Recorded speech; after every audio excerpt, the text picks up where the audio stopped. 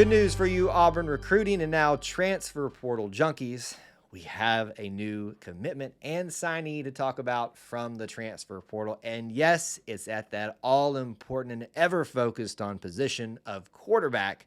We are now welcoming Jackson Arnold to the quarterback room for Auburn football, the transfer from Oklahoma.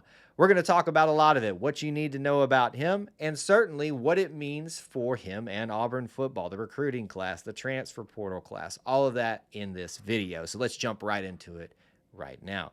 Obviously, Oklahoma is where he's transferring from. Have a lot of familiarity with that team from this past year, and we'll see them again, which is very interesting to think about with him coming to Auburn.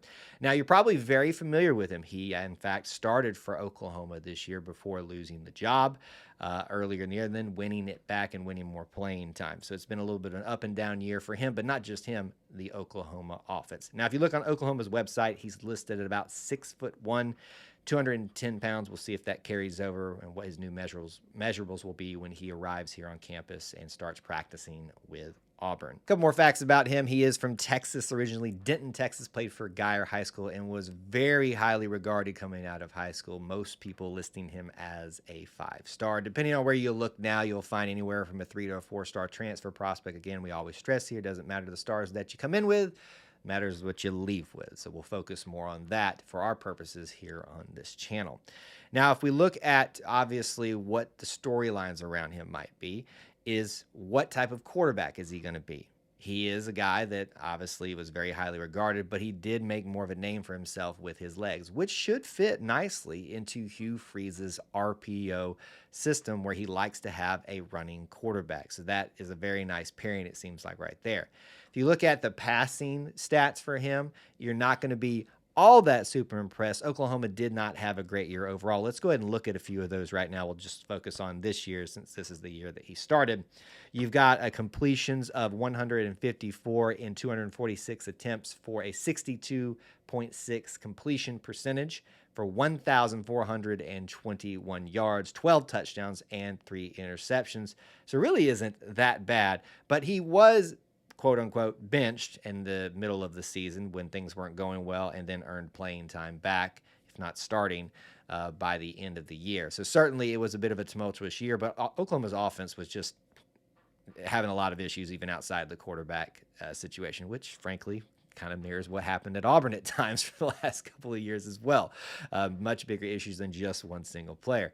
So unfortunately, it seems like we've had some similar trajectories, and maybe we can fix all of these things together when Jackson Arnold and Auburn and Hugh Freeze come together in this particular offense. So his legs, the story of what it was like for him at Oklahoma.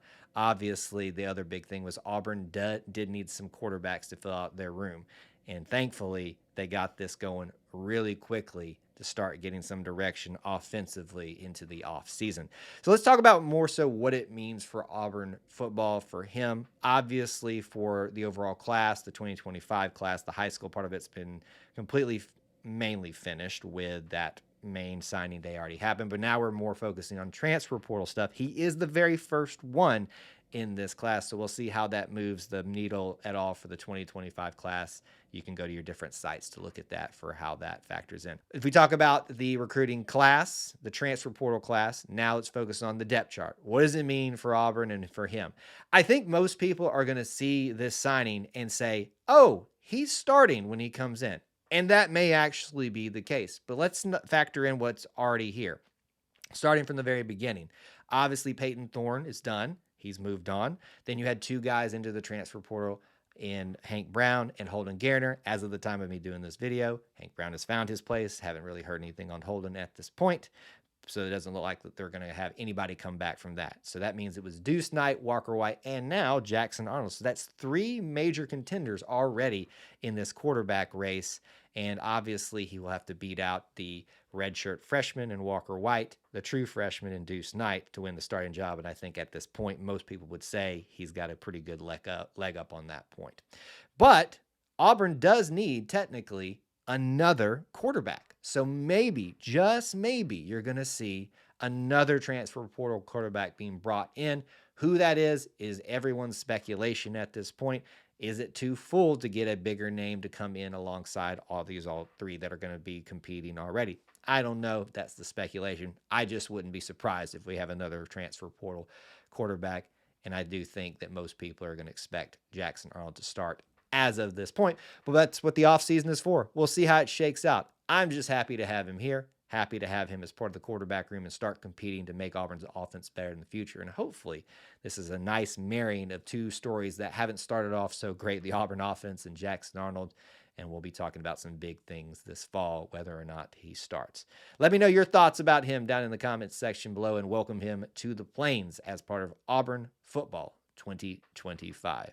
Thanks for hanging out with us. Until we talk to you again, War Eagle.